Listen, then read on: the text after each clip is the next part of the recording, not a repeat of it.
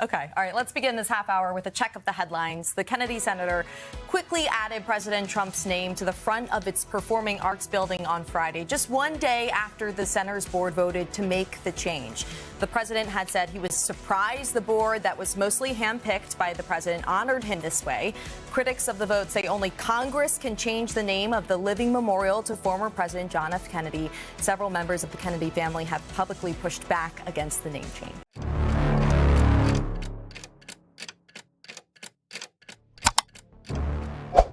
연방 규정을 위반한 의도적인 명칭 변경 조치가 미국 핵심 문화 기관에 예정된 행보를 바꿔놓았다.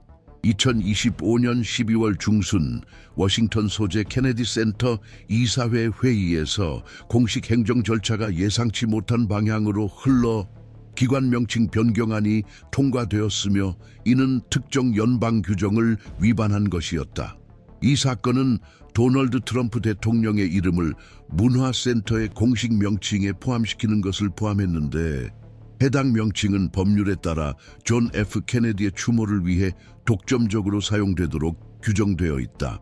이 조치는 정치적으로 임명된 위원들에 의해 승인되었으며 의회 임기를 가진 대표자들, 예를 들어 조이스 비티 하원 의원 등은 공식적인 이의를 제기하려던 순간 마이크가 꺼져버렸다.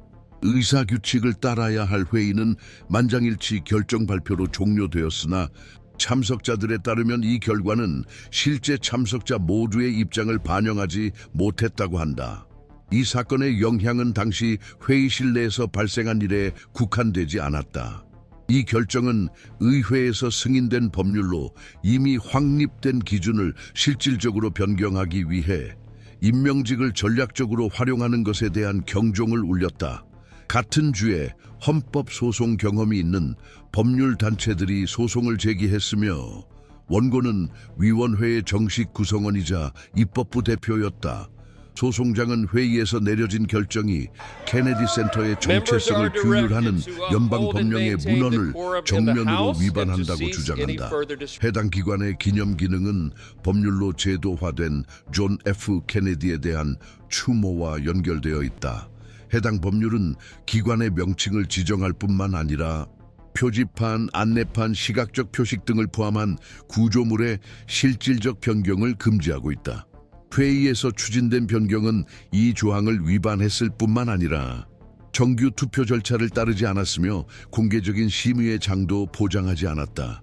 제출된 청원서에 따르면 이 행위는 특히 대립적 의견이 보장되지 않은 환경에서 진행되었기 때문에 사법적 절차를 통해 번복될 수 있는 형식적 위반에 해당한다.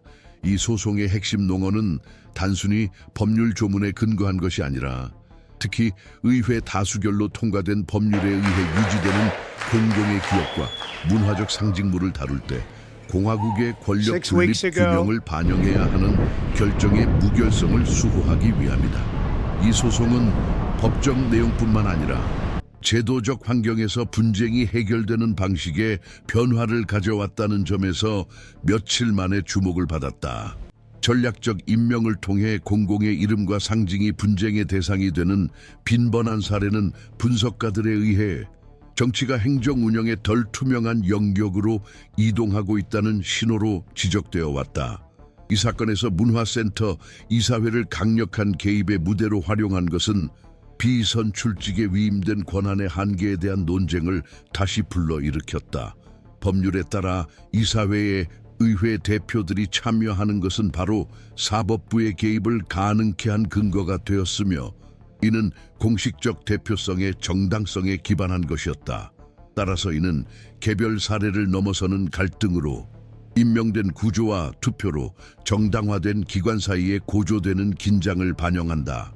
이러한 긴장이 일반적으로 직접적인 정치적 분쟁의 중심에서 멀리 떨어진 문화기관을 중심으로 전개되는 방식은 종종 눈에 띄지 않지만 제도적 영향력이 큰 제스처를 통해 여러 전선에서 경계가 시험받고 있다는 인식을 더욱 확대한다. 이 경우 논쟁은 존 F. 케네디나 도널드 트럼프 개인을 둘러싼 것이 아니라 연방 공공기념물을 일방적으로 변경할 수 있는 가능성을 상징하는 것에 관한 것이다. 건물, 광장, 기관의 명칭 변경은 새로운 현상이 아니지만 명시된 법적 규범을 의도적으로 무시할 때 특별한 양상을 띈다. 민주주의적 맥락에서 공공공간의 제명명은 일반적으로 협의, 토론, 그리고 종종 입법 승인을 거치는 절차를 따른다. 내부적으로 합법적으로 보일지라도 이사회 결정으로 이 과정을 변경하려는 시도는 행정적 자율성과 상위 법적 기준에 대한 복종 사이의 균형을 문제 삼는다. 이것이 소송 제기자들이 강조한 핵심 논점으로 그들은 해당 행위의 위법성뿐만 아니라 그 체계적 파급 효과를 드러내고자 했다. 이로 인해 촉발된 논란은 법적 영역에 국한되지 않았다. 여러 문화단체, 국회의원 및 학계 인사들이 적절한 법적 근거 없이 공공기관의 구조적 변경을 허용하는 선례의 위험성에 대해 목소리를 냈다.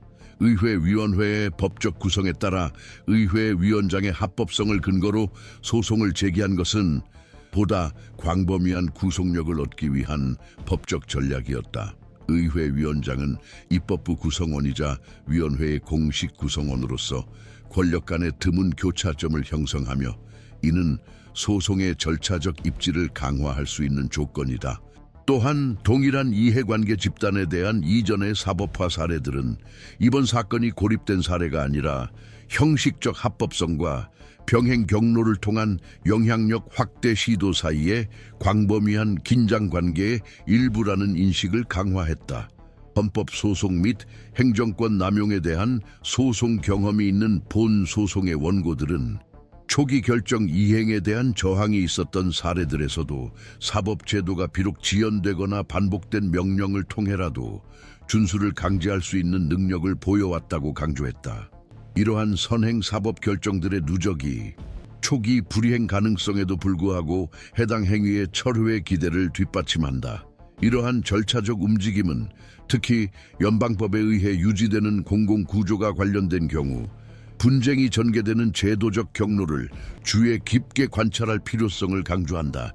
이와 같은 사례들은 정치적, 제도적 분쟁의 장이 전통적으로 중립적이거나 기술적이라고 여겨지던 영역에 점점 더 깊이 침투하고 있음을 보여준다. 변경이 위원회의 내부 절차로 제시되었다는 사실은 그 범위를 제거하지도 합법성 통제의 필요성을 중화시키지도 않는다.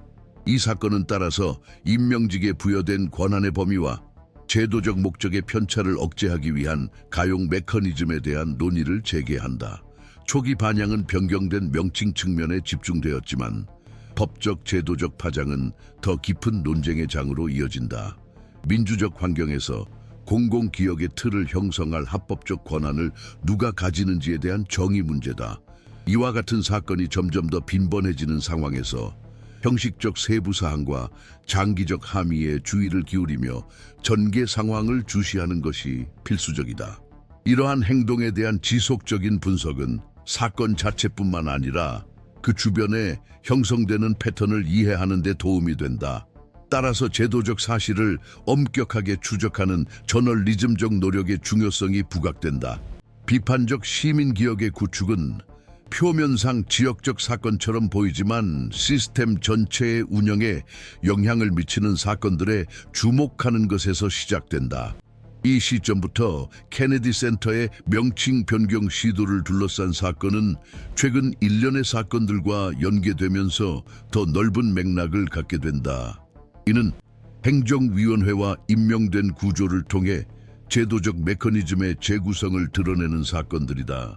해당 센터는 문화적 기능 외에도 연방 법률에 의해 규율되며 이 법률은 센터의 사명뿐만 아니라 정체성의 경계까지 정의한다.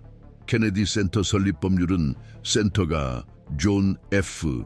케네디 대통령에 대한 영구적인 기념관으로 기능해야 하며 그의 이름이 명칭의 필수적인 부분으로 공식적으로 포함되어야 한다고 명확히 규정하고 있다.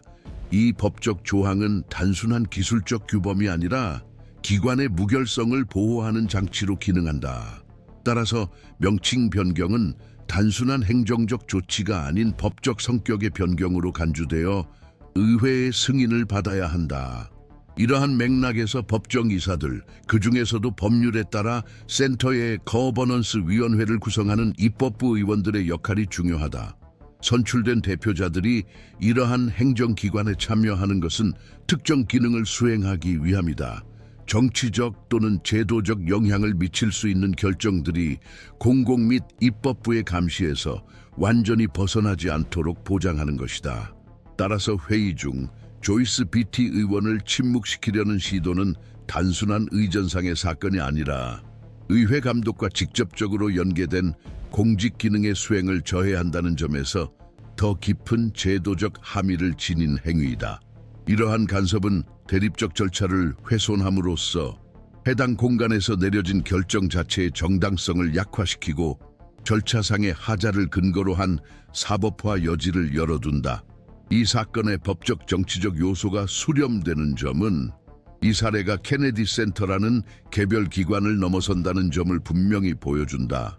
민주주의 수호자 행동과 워싱턴 소송 그룹과 같은 단체들이 소송에 참여한 것은 고강도 기관 소송에 특화된 법적 생태계가 형성되었음을 반영하며, 이는 종종 행정적 제스처가 규범적 선례로 굳어지는 것을 막기 위해 가동된다.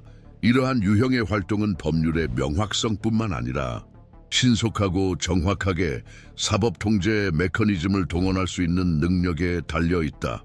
소송이 신속하게 제기된 점과 의회적 정당성을 가진 원고의 선택은 절차의 효과를 극대화하고 해당 사건이 단순한 행정적 잡음으로 취급되는 것을 방지하기 위해 신중하게 구축된 전략을 보여준다. 이러한 수렴은 표면상 주변적인 사건들조차 법조인과 제도 분석가들이 특별한 관심을 기울이는 이유를 이해하는 데 도움이 된다.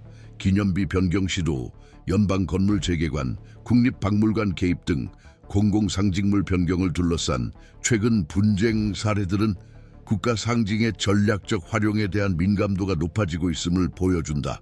이러한 제스처는 비록 일시적인 것처럼 보일지라도 오랜 전통을 가진 기관들을 최근의 지도자나 특정 이념적 흐름과 연관시키려는 서사 재구성 도구로 활용될 수 있다. 이러한 관행이 제지되지 않을 경우 대표 민주주의에서 공공기억의 장을 지탱하는 제도적 중립성의 기반을 약화시키는 경향이 있다. 케네디 센터를 규율하는 정관에 따르면 그 구조에 대한 어떤 중요한 변경도 직접적 또는 간접적으로 의회의 승인을 필요로 한다. 이 요구사항은 단순한 형식적 절차가 아니라 개인적 홍보나 수정주의를 위한 공공기관의 남용을 방지하기 위한 안전장치이다. 이러한 승인 없이 기관명을 변경하는 것은 이 원칙에 위배되며, 따라서 법학자들은 이를 행정부나 임명된 위원회에 헌법상 권한이 없는 권한을 행정적 수단을 통해 확장하려는 시도로 해석했다. 이러한 이해는 만장일치로 표결이 이루어졌다고 해도 그 과정이 투명하게 기록되지 않았고 모든 구성원이 의사결정권을 충분히 행사했음을 입증하는 문서도 없다는 사실로 인해 더욱 강화되었다. 이 경우 반대 의견의 은폐가 논란의 핵심 요소이다. 또한 케네디 센터 위원회의 구성 자체는 정치적 임명과 입법부 임기를 결합한 하이브리드 구조로 공공대표성과 기술적 관리 사이의 균형에 민감한 제도적 모델을 보여준다. 위원회의 내부 역학이 투명성 없이 중대한 결정을 실행하는 데 이용될 때 이 균형은 깨진다. 따라서 이 사건의 사법화는 해당 결정이 규범의 내용뿐만 아니라 행정부, 입법부 및 관련 기관 간의 관계를 규율하는 견제와 균형 시스템의 정신까지도 위반한다는 주장에 근거한다. 소송 제기자들이 제시한 논언은 이 문제가 행정적 해석 간의 분쟁이 아니라 의회의 권위에 영향을 미치는 제도적 목적의 일탈임을 입증하고자 한다. 이러한 긴장 패턴은 이미 이전 사례들, 예를 들어 미국의 소리구조 변경 시도, 연방박물관 큐레이터 임명, 논란의 여지가 있는 기념물 설치에 공공자금 사용을 둘러싼 분쟁 등에서 나타난 바 있다. 이 모든 사례에서 핵심 쟁점은 단순히 결정의 내용이 아니라 그 결정이 내려진 과정이었다. 형식적인 심의 절차의 부재에 반대 의견 없이 임명된 다수결의 활용 행정명령을 통한 변경사항의 강행 시도는 이러한 논란에서 반복적으로 나타나는 요소들이다. 이에 대한 제도적 대응은 헌법 소송 경험이 풍부한 기관들의 신속한 사법화였으며 이들은 유사한 관행의 확산을 되돌리거나 최소한 억제할 수 있는 선례를 구축하려 노력해왔다. 이 사건의 진행을 지켜보는 법조인들의 분석에 따르면 가장 민감한 점 중 하나는 변경사항의 철회를 지지하는 법원 판결이 내려지더라도 해당 명령의 즉각적인 이행에 저항이 있을 가능성이다. 이러한 가정은 과거 사법 결정이 행정기관에 의해 지연되거나 You don't hand matches to an arsonist, and you don't give power to an angry left-wing. 사법부의 끈질긴 요구가 결국 법적 조치의 이행을 강제했던 선례도 존재한다. 이러한 역사는 규범의 실효성이 단순히 문헌의 명확성뿐만 아니라 저항하는 주체들 앞에서도 기관들이 실질적 적용을 보장할 수 있는 능력에 달려 있음을 뒷받침한다. 바로 이 지점에서 이러한 제도적 갈등을 추적하는 공공 모니터링 채널과 조사 저널리즘의 중요성이 부각된다. 이와 같은 사례들은 규범적 취약성뿐만 아니라 민주적 통제 메커니즘의 회복 탄력성 또한 드러낸다. 케네디 센터 재명칭 시도의 사법화 이후 이어지는 논쟁은 법적 영역에 국한되지 않는다. 이는 제도적 신뢰와 합법적 경로로 수립된 규범이 정치적 상황에 관계없이 존중될 것이라는 기대에까지 영향을 미친다. 이러한 의미에서 지속적인 보도와 맥락적 분석은 진행 중인 변화의 깊이를 이해하고, 비록 그 기원은 미묘하지만 시간이 지남에 따라 민주주의 체제의 운영 기반을 재구성할 수 있는 패턴을 식별하는 데 필수적이다. 따라서 이와 같은 사례를 관련 제도적 역학에 주목하며 지속적으로 추적하는 것이 중요하다. 이러한 유형의 보도에 전념하는 매체의 가치는 정보를 수집하고 연결점을 도출하며 공식 기록에서는 종종 간과되는 배경을 대중에게 제시하는 능력에 있다. 공개 토론이나 법적 근거 없이 결정이 내려질 때 위험은 결정 자체에 있는 것이 아니라 통제 메커니즘을 벗어난 관행이 정상화되는 데 있다. 이러한 움직임에 주의를 기울이는 것은 기관들이 어떻게 운영되는지, 그리고 그들이 자연스러운 경로를 벗어난 것처럼 보일 때 무엇이 쟁점이 되는지에 대한 비판적 이해를 강화하는 방법이다. 공개된 문서와 공공법 및 제도적 역학 전문가들의 평가를 고려할 때 케네디 센터 명칭 변경 시도와 관련된 논란은 다양한 해석을 받아왔다. 일부 법학자들은 이 사건이 특정 연방 법률 명령의 직접적인 위반에 해당한다고 보는데, 해당 법률의 문구는 명확하고 다른 해석의 여지를 배제하는 것으로 간주된다. 이러한 관점에서 기관의 정체성을 보호하는 규정은 부분적, 상징적 또는 복합적인 변경을 허용하지 않으므로 해당 시도는 현행 법체계와 양립할 수 없다. 이러한 맥락에서 사법부의 역할은 합법성을 회복하여 원래의 명칭의 보존을 보장하고 변경 시도에서 비롯된 행정적 결과를 검토하는 것이다. 이러한 입장은 제도적 장치가 법 준수를 강제할 충분한 수단을 보유하고 있음을 전제로 하며, 해당 결정이 정치적 압력이나 높은 공적 영향력을 가진 주체들과의 대립을 수반할 때에도 마찬가지이다. 반면 규칙의 존재나 명확성을 문제 삼지 않으면서도 정치적 분쟁이 얽힌 행정결정의 반복적 사법화에 따른 효과를 강조하는 분석도 있다. 이러한 관점에 따르면 각 소송이 기술적으로 적절하더라도 유사한 갈등의 반복은 제도적 효율성에 대한 대중의 인식에 누적적 영향을 미칠 수 있다. 따라서 초점은 특정 행위가 아닌 내부적 억제 메커니즘이 예방적으로 작동하지 못해 논란이 사법 영역에 도달하게 된 사실로 이동한다. 이러한 해석에서 소송은 단순한 일시적 시정 수단을 넘어 특정 기관들이 임명제도를 통해 가능해진 사적 의제에 노출되는 것과 관련된 구조적 취약성의 징후로 인식된다. 이러한 접근법에 부합하는 분석가들은 케네디 센터가 널리 인정받는 문화적 기능에도 불구하고 연방 공공구조의 일부이므로 상징적 정체성, 기관 내 서사, 의사결정 통제와 관련된 분쟁에 노출될 수밖에 없다고 지적한다. 중대한 영향력을 가진 의사결정이 정치적 임명자들로 구성된 위원회에서 이루어지고 입법부와 연계된 대표자들의 균형 잡힌 참여나 효과적인 보장이 없는 경우 거버넌스 모델의 민주적 타당성에 대한 의문이 제기된다. 이러한 비판은 특정 사례에 국한되지 않고 감독과 책임 소재가 불분명한 영역에서 운영되는 다른 연방 기관들에도 적용된다. 이러한 맥락에서 사법적 개입은 즉각적인 과잉을 억제하기 위해 필요하지만 투명성, 책임성, 다양한 대표 형태 간의 균형과 관련된 보다 광범위한 구조적 문제를 해결하기에는 불충분한 것으로 이해된다. 논의는 또한 재명칭 시도를 촉발한 정치적 제스처의 해석으로 확장된다. 비록 행정부 수장에게 개인적 동기가 명시적으로 귀속되지는 않지만 새로운 명칭 승인으로 이어진 일련의 결정들은 공공공간의 상징적 재구성을 위한 다른 시도들에서 관찰된 패턴과 유사점을 보인다.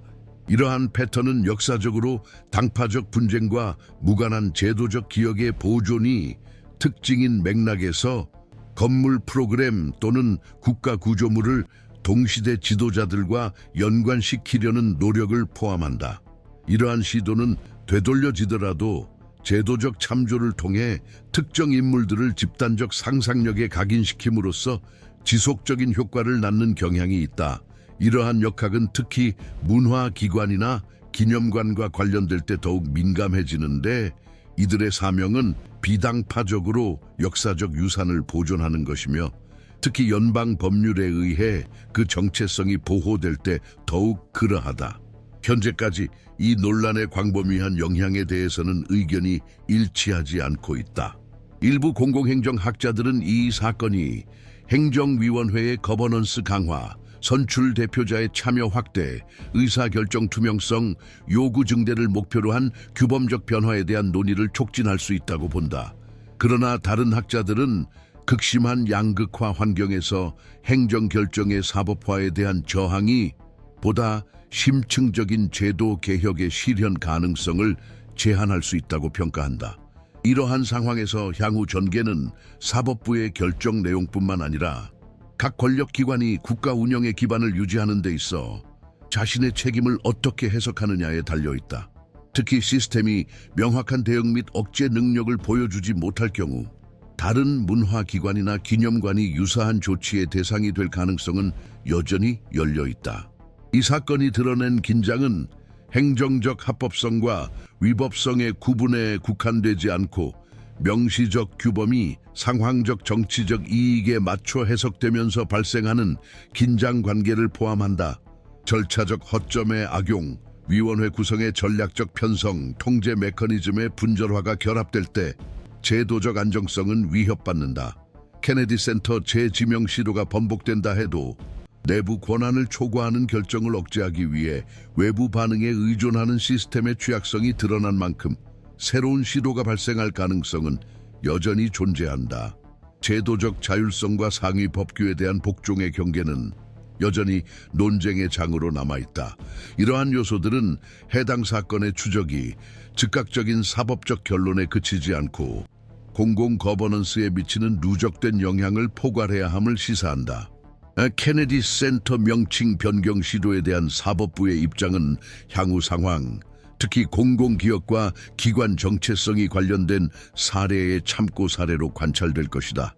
비록 이 결정이 공식적인 선례를 확립할 것이지만 지속적인 영향력은 사건에 대한 대중의 해석, 언론의 역할, 그리고 기관들이 자신들의 활동을 이끄는 원칙을 재확인하는 능력에 달려 있을 것이다. 이러한 관점에서 이 논란은 형식적인 명칭에 대한 논의를 넘어 국가 내 권력의 한계를 시험하는 중요한 사례로 자리매김한다. 이러한 이유로 다중적 파장을 고려하여 이러한 성격의 사건들을 주의 깊게 관찰하는 것은 기관들이 압력 아래 어떻게 적응하는지, 그리고 어떤 메커니즘이 더 큰 회복력을 보이는지에 대한 이해를 위한 더 광범위한 노력의 일부이다. 이러한 갈등에 대한 지속적인 분석은 성급한 해석에 의존하지 않고 맥락과 심층적 이해에 기반한 비판적 기억의 구축에 기여한다. 현재 상황에서 무엇이 실제로 쟁점인지 이해하려면 사실의 표면 너머를 들여다봐야 하며, 이는 시간이 걸리고 주의가 필요하며 끊임없이 변화하는 시스템을 관찰하려는 의지를 요구한다.